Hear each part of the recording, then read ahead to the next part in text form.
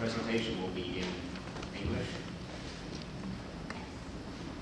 One of the concerns parents of teenagers have is why teenagers are angry at them for no apparent reason, and how to deal with a teenager's angry feelings. Most of us have anger because of one of the two things, or both.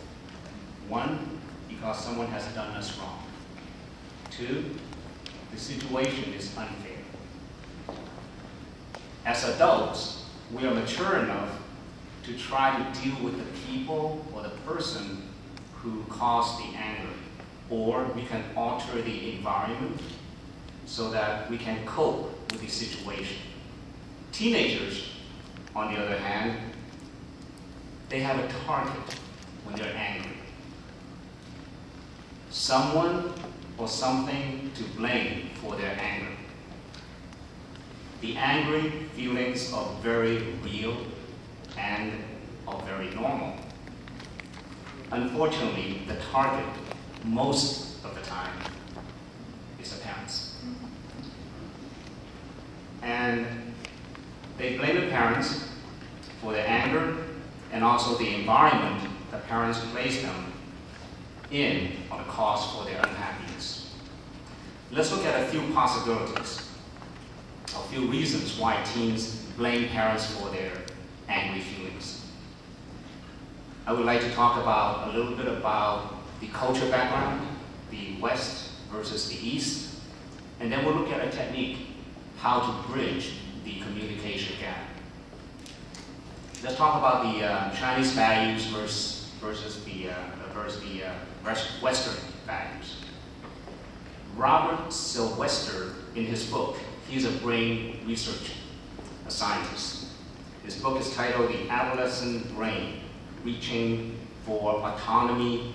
He indicates that while teens become physically capable of adult relationship, they are very, very far from culturally, socially ready. They're not ready yet. Teenagers often pull away from their parents at this age before they have formed a stable relationship in place of as a substitute. So teens spend a lot of time, a great deal of time and energy trying to develop this social skill.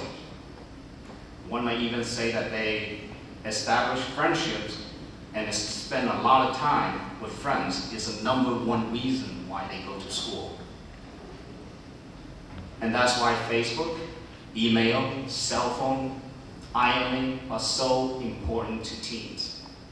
It's part of their culture. And unfortunately, most high schools, most schools in America and our system pay no attention, virtually no attention, to teaching students effective social skills. Unlike you parents, the OBC parents, overseas-born Chinese parents, you grew up with too much social rules. A lot were teaching of Confucius and his disciples that formed the foundation of the Chinese culture, the Chinese society.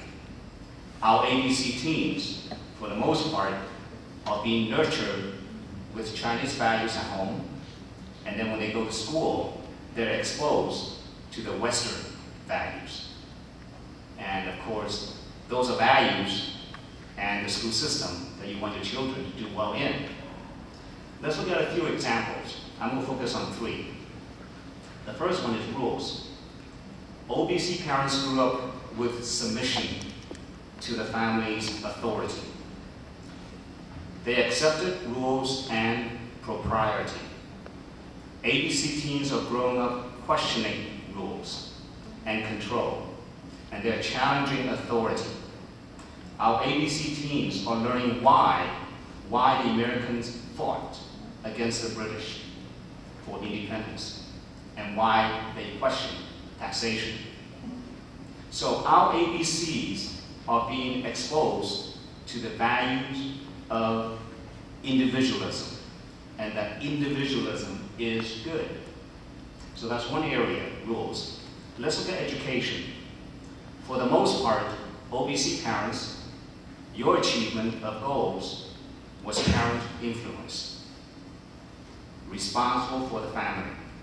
On the other hand, our ABCs focus achievement of individual goals, responsible for self, educated to be individuals. Regarding education, OBC parents grew up with sayings like, this is a translation, no one spoke of him during the 10 years he studied by the window. One succeeded, fame to the world. 10年窗下无人问，一朝成名天下知。That is one of the reasons why OBC parents study hard in your younger days and emphasize so much on education for their own children. They want their children to do well and be successful. And they want their children to work hard. 10 years studying by the window. Most teens' mentality is instant gratification. Look at the fast food restaurants we have. And that's the norm, that's the social norm they're living in. So that's the second part, education. Let's look at relationship. In a